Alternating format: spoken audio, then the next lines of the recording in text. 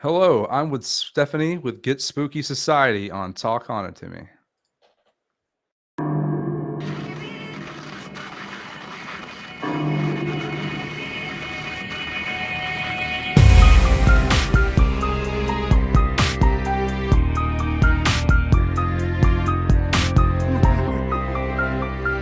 This is the day of streets that we're dealing with.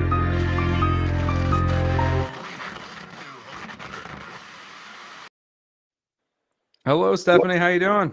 Good. How are you? Good.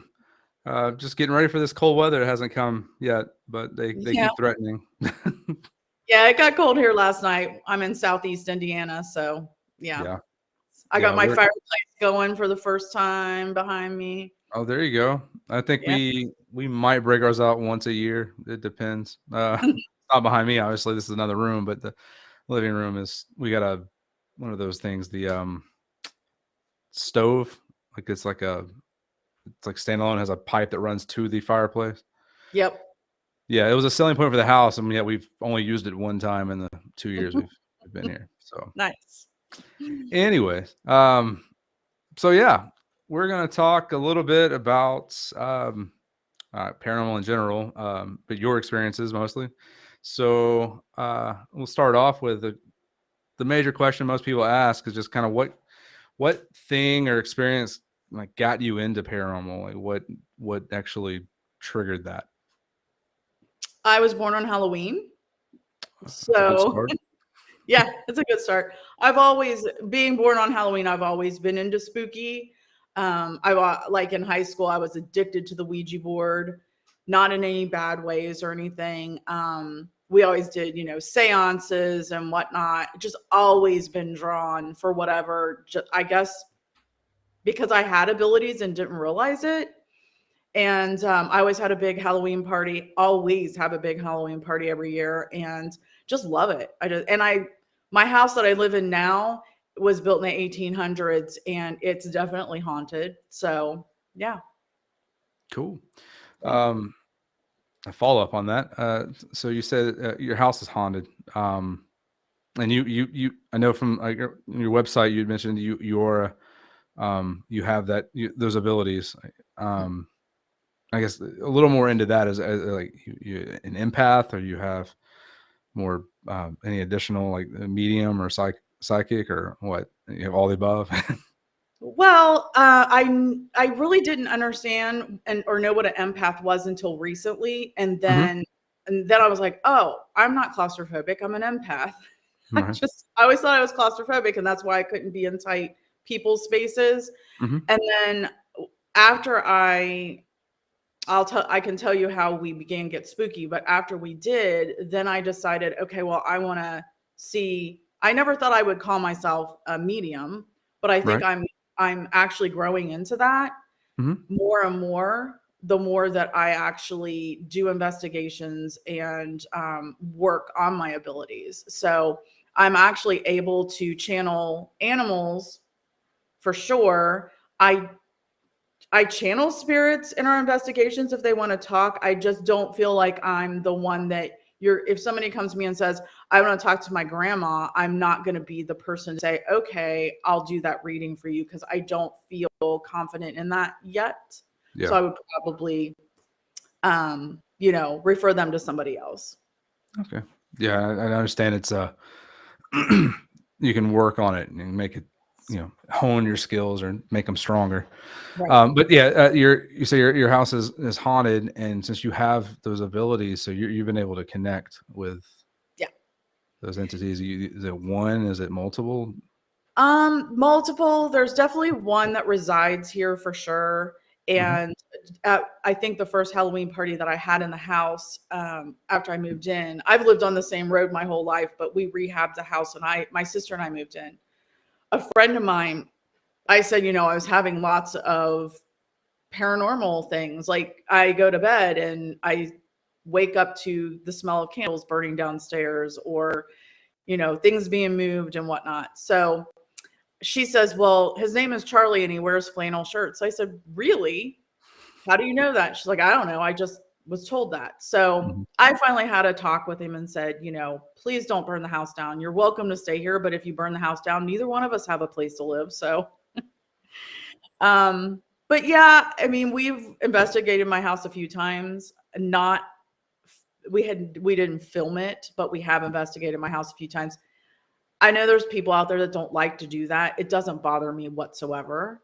I Yeah. mean, I have other guides, spirit guides and angels and loved ones and animals and you name it every once in a while that come and chat. And sometimes I'll just put some devices. I'm in the addition and I'll put devices on my hearth while I'm hanging out and they'll start setting them off because they want to talk. So That's cool. And it has an awesome Halloween party guest too to have yeah, your own ghost at the party. That's pretty awesome. exactly. So yeah, and you mentioned you're ready to answer. So what kind of what got your group together, the Get Spooky Society? Yeah, so I want to say it was in 2019, I believe. 2018, I think.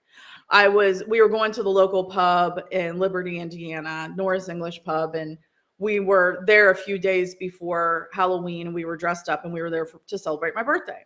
And our waitress, we'd known her over the summer and whatnot. And so she came over and she goes, "Oh my gosh, you guys look so cute." And I said, "Well, my birthday's Halloween. We're celebrating." She says, "You're not, then you're going to love this. You're not going to believe it." And I said, "What?" "I just joined this other paranormal investigative team." Okay, I don't watch any of the paranormal shows. I don't watch any of that stuff. I wasn't even watching YouTube at all. So I didn't know what that meant. Mm-hmm. And I said, "Wow, that sounds interesting." And so they were doing a fundraiser at one of the local historic places in Oxford, Ohio, and she invited me to it. And so a friend and I went to it, and that was in probably, I want to say, the summer of the next year. And we went and they let you kind of like investigate with them. You know how the public investigations go. Right. And stuff happened and I saw the equipment and whatnot, and I was like hooked. This is so cool, Yeah. And then they had another one for around Halloween. So we went for my birthday, and that was in 2019. And I was just completely hooked. And she and I kept in touch. And then she called me one day or text me or something. She said, "I think I want to leave that team and form my own team." And I was like, "Well, I want to be on it with you." And she goes, "That's why I'm contacting you." Right. So yeah, and then so she and I started it, and it was right in 2020, right like at the beginning of 2020 before everything went crazy. And we investigated my house with her prior team. Then we investigated again, and I just happened to be at a holiday barn at Reindeer Ridge in Dover, Indiana, where they have real live reindeer. And I am a nature photographer, so I'm the photographer for the reindeer. So I was in the holiday barn where we sold all of our stuff, our crafts, and I was telling this other girl I was working with, and she says, "Well, I talk to dead people." I was like, "Awesome. Do you want to be on a paranormal team?" So she's a medium, a psychic medium. Mm-hmm. And so we decided to try it as a team here at my house without filming anything. I was the one that wanted to film stuff. They just wanted to kind of do it. They didn't really think about YouTube or anything like that. And so we tried it out here as a team and we got along pretty good. But then the medium got COVID really bad in the very beginning.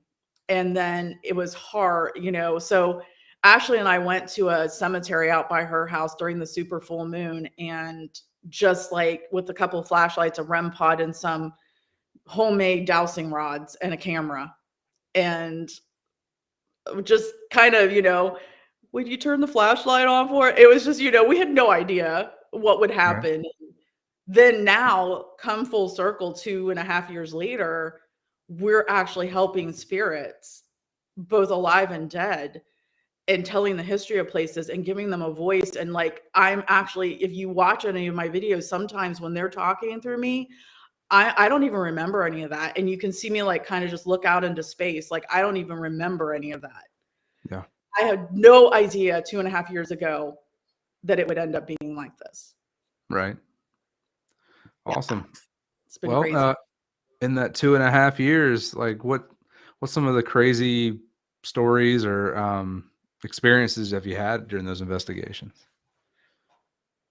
The first, I don't remember if it was the first one. A lot of times we wouldn't catch it in real time, Yeah. but then when I would edit, I would catch, like, we have a full-blown apparition, a woman, and I was taking still shots with my camera, and I was in this the old post office, and I had there was a antique like china cabinet with glass in the middle, and you can see the reflect, like my reflection kind of taking the picture, and then Yeah. people told me take more than one. Mhm. So I took the one, and it was still daylight outside, and you can see this apparition is standing right here and has their arm around my neck. And then the next one, she's standing like 10 feet behind me, but you could see everything, but she doesn't have feet. Yeah. And when I was going through everything and saw that, I was like, I mean, complete body chills. Like, she's got her arm around my neck, and now she's standing back here. We tried to recreate it. Nobody was in the room with me. The way the room was laid out, it was so small. There's no way we could recreate it.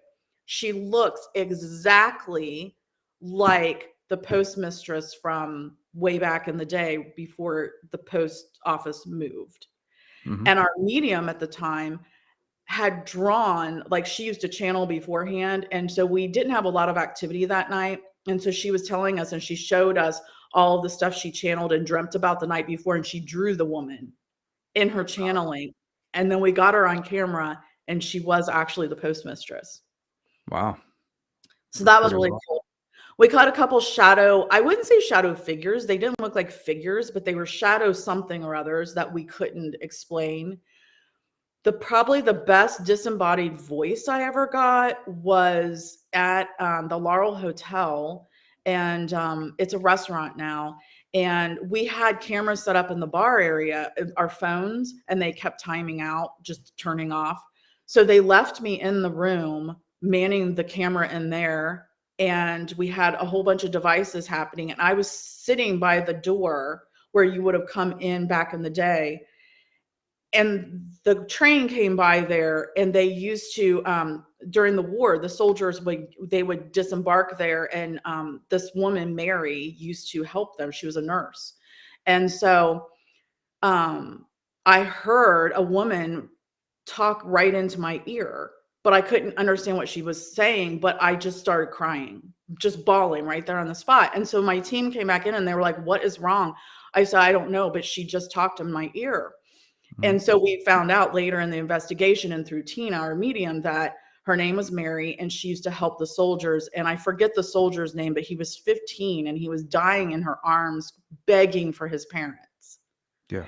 And what she said to me was, do you hear the sound? I cannot figure out what she meant in going back through the footage, and you can clearly hear it. I sent Mhm. it to some audio experts, friends of mine that do audiobooks and stuff, and they said we don't have to run it through anything. It clearly, she says, "Do you hear the sound?" Yeah. So Wow. that was really cool. Yeah. But the best by far ever was Cedar Grove Tavern in Cedar Grove, Indiana. And we went there. This place is open 7 days a week. Mhm. It's a bowling alley bar. It's very historic. And there's always people there. So we ended up, the very first time we did it, we did the back of the bowling alley, because bowling was closed.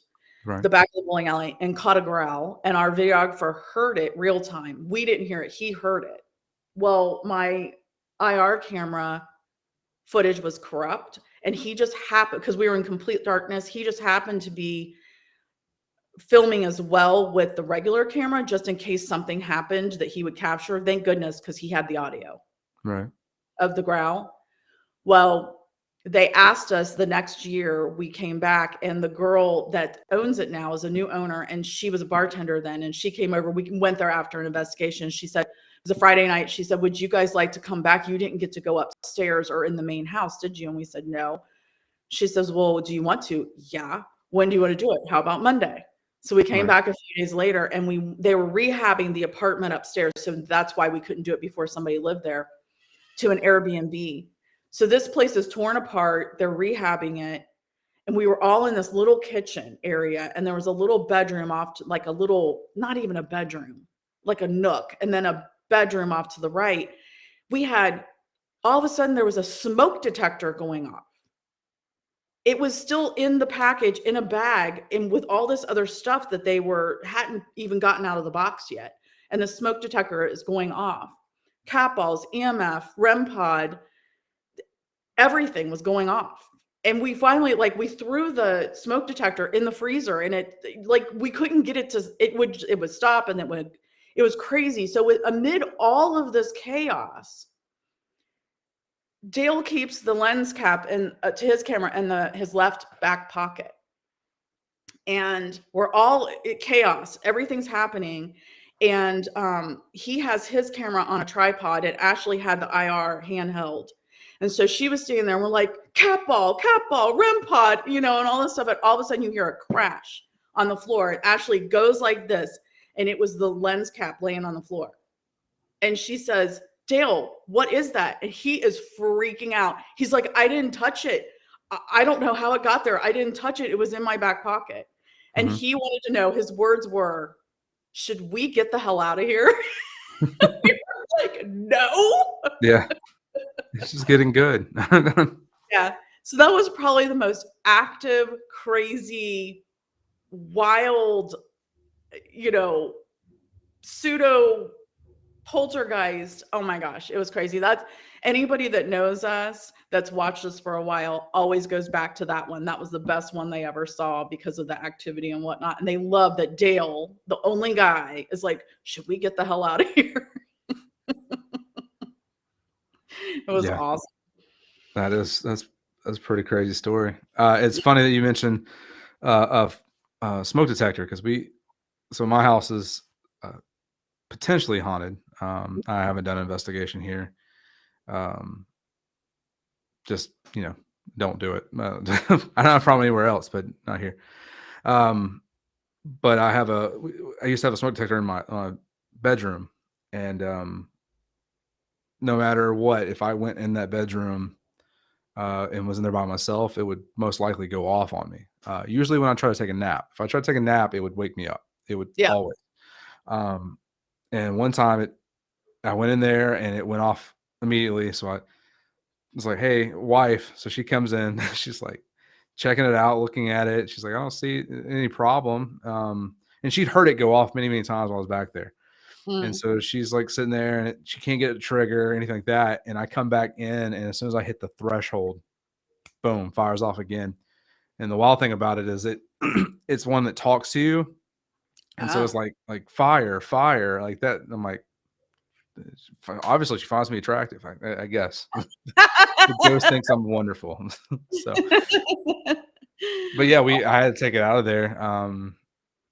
Which, I mean, it hasn't went off in a while in the other rooms, and we have other fire detectors and smoke detectors that would do the same thing, but it would always be if I walked by it. And like, I thought maybe because I'm a diabetic, so I have a sensor on my arm, and I set off a lot of things with it for some reason. But I wouldn't be anywhere near it. It would just be in the room I'm in, so it'd be across the room. But the moment I walked in the room, it'd go off. So that's made me think of my experiences here. Yeah. One of my many experiences. Yeah, I have a few people that the spirits use smoke detectors to get their attention. And they have actually reached out to me because they saw that episode, and they're like, okay, then I have spirits trying to get a hold of me because I'm having the same type of thing happen, just random, like you're talking about, and they start to like actually communicate with them through that. So it's interesting. Yeah. Interesting. So this is the one I find the most interesting. The question I asked is, it's just fun to see how their mind works. You have no restrictions whatsoever. Not money, not travel, anything. And you can pick one place, one investigation to do anywhere in the world. What would it be? So it's when, yeah, I don't know because I'm the It's type of hard. person, it is hard. And I'm the type of person, like, I'm not a starstruck person Hmm. and I'm not a, so in those regards, I'm not like awestruck by the ones that are well known. Right. And the only few that we've gone to that we've paid for, very few have been a kind of a letdown. Hmm. And I don't know if it's because they're so over um investigated, Right. and because I've had Kedrick Olson on my channel and he talked about how we can create these entities, and I forget the name of them, there's some funky name. Create an entity similar to how a poltergeist is created if you go to the same place and ask the same questions over and over again, multiple people. So it would probably, I don't know. I don't know. I don't really yearn to go to any of the well-known places necessarily to investigate. Right. We have so much, the history is also as important to me as the investigation itself, and there is so much along the Ohio River here in both Ohio, Indiana, and Kentucky that we haven't even scratched the surface here locally. And I'm trying to even think if there's a place here that I want to get into really bad that I haven't been granted access to. And I can't think of one right now. I know there um this place is just beautiful, but I wouldn't say it was, I mean, they've done like ghost tours and stuff there, but the people that own it now won't let it. It's called the Newkirk Mansion in Connorsville, Indiana, but I really don't know. I maybe Right. the Conjuring house, Yeah. maybe. Okay. Yeah. I mean, a lot of people I've talked to, they're in the same boat.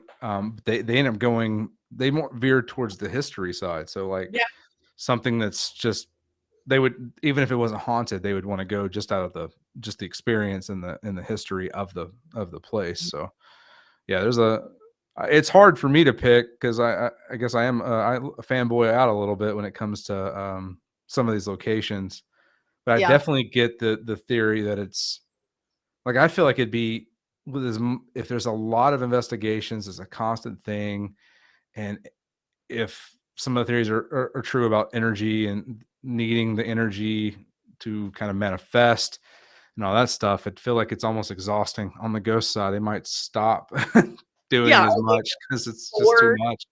Right. Or do they just get tired of hearing the same questions, the same routine? You know what I mean? Like, Yeah. I'm almost more apt to say places that have never been done. We've been the first ones to do a lot of places. So I'm Mhm. more apt to say places that have never been done. I'm not that person that when I'm driving through old towns and stuff and the buildings are calling me. The spirits in the buildings are just calling me, you know? Mhm. And I look at them and think the stories that we could tell if they would let us in. Yeah. Yeah. And I'd say that, I mean, it makes sense. A lot of people say that ghosts wanting to tell their story, and Mm. so if the place has been done thousands of times, I think the ghost has got their story out, and they're probably Right. not as interested in reaching out as much as opposed to someone who's never got to tell their story and are Yeah. desperate to have someone come in. And the Yeah. experience would probably be a lot more intense there. Right. Um, I'd yeah, love to do a castle somewhere. Like, I'd like to, I guess if I could, I'd like to go to the UK, or Australia or somewhere, and like we don't have the old like they do. I'd yeah, like to go to like a very, very old castle. And it doesn't even have to be infamous. It could just be an old castle from the, I don't know, gosh, they've got them from way back in the 1500s, don't they? yeah. I'm a lot older than that, so I know like the place I always pick as my bucket list item is the ancient Ram Inn. I just And watched Amy's Crypt on that. She oh, just, really? yeah, Yeah. just released hers this weekend. Yeah, I Yep. believe that one was built in like the 800s or something like that. It was built when there was a castle being built in the area, and that was used to house the workers. Yeah. And then it's been constantly in use as an inn, a bar, or a pub, all that stuff. So The history, just to see a place that's been around that long is just crazy, let alone all the stories that are in there, Right. from in the building and around the building. I think Yeah. there's even ghosts that haunt the grounds around it too. So Yeah. yeah, but I would love to go a lot of those places. They have that history that, Yeah. um, the U.S. has history like that too from those times, but it's a different type. So Yeah. like all of it's interesting to me. But yeah, just to see a castle that was built when it was, or a building that was built back when there was only 3 digits in Oh, yeah. the year is pretty crazy. Yeah. That's what I'd say. An old like over in the UK or Australia or something, an old castle. I think Mhm. that would be my pick. Okay. Yeah.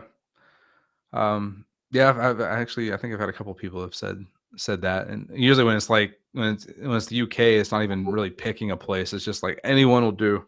Yeah. I just want to go Yeah. over there. So Exactly. Exactly. For sure. cool. So what's in store? Like, what's the future hold for Get Spooky Society? Like, what are you? Any big plans coming up? Big year? You winding down this year? I know we're still kind of in the Super Bowl of the paranormal world right now because it's October. But Yeah. Well, what got us in more into the history was Elmhurst Mansion in yeah, Connersville, Indiana. And they actually, the historians handed us the curse and all the information after the fact, not mhm, before, after the fact. And I was just blown away. So to be able to tell that curse and marry it up to what the evidence that we caught in the B-roll and everything, I was in love with the history after that. A right, lot of the places around here, it's hard to get the history, especially in Brookville, Indiana, because the courthouse burned. And so a lot of the documentation burned. So it's more folklore. Um, so then we ended up trying to reach out to more historical societies and more historic places to partner with them to not only do the investigation, but to tell the history as well.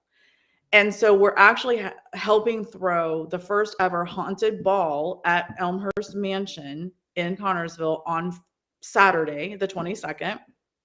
And so we're doing spooky tours. And the coolest part is it is currently the Masonic Lodge and I think number 13 and the Order of the Eastern Stars. And hmm, so everybody's going to get to go into the chapter room and see the altar and just the temple room. And oh my gosh, that place is so amazing. So I really, was there decorating yesterday and yeah, there's a lot going on there. A lot.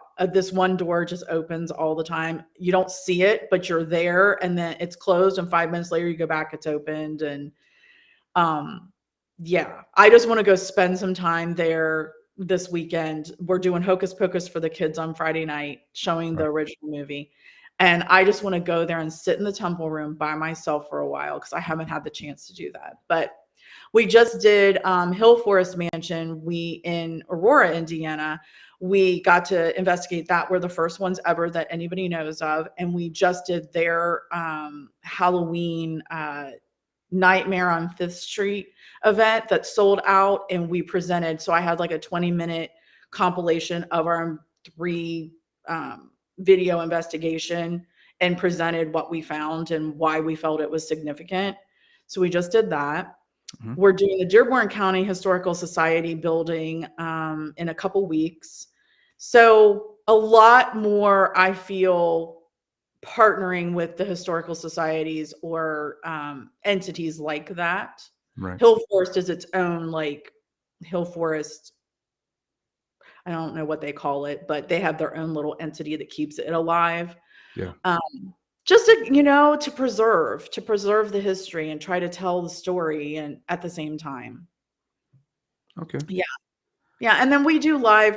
I do readings with another gal from Cosmos and Spread. She does scrying, little mini scrying readings, and I do card readings. And so we do try to do that once a week, which is some of the viewers, will watch both, and some are just for the readings. I also do an um, optimize and hold the space for inspiration. So I have people come on and tell their inspirational stories because I'm a cancer survivor. Um, So yeah, we'll keep doing stuff like that, but I'm keeping it all on one channel just to keep growing our channel to different audiences, I guess. Yeah. Yeah. Well, sounds like you're busy. That's good.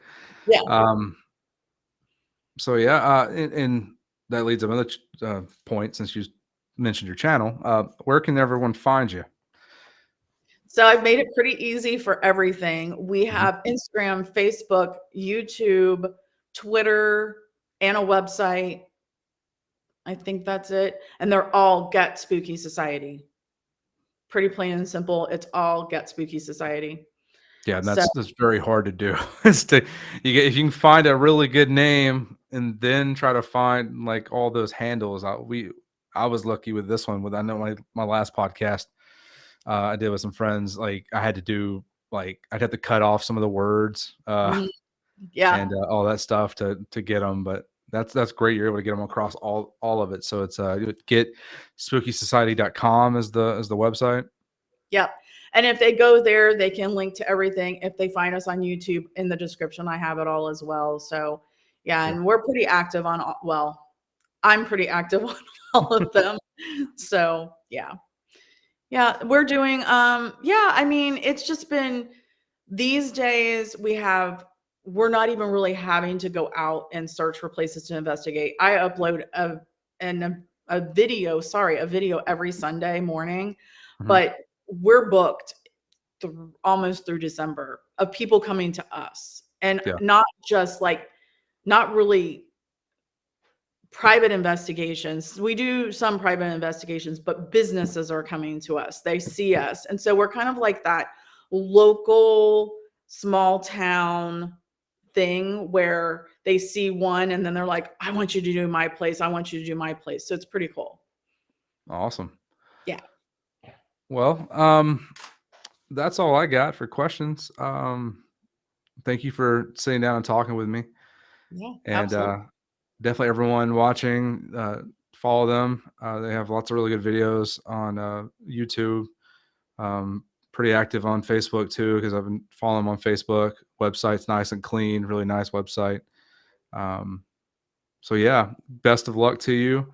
Thank you. Keep doing it. Keep keeping me posted. That'd be great. I like to hear success stories from everybody. So, Thank you. um, and with that being said, I'm Chris Reece from Talk Honor to Me and signing off. Thank you, Stephanie. Thank you.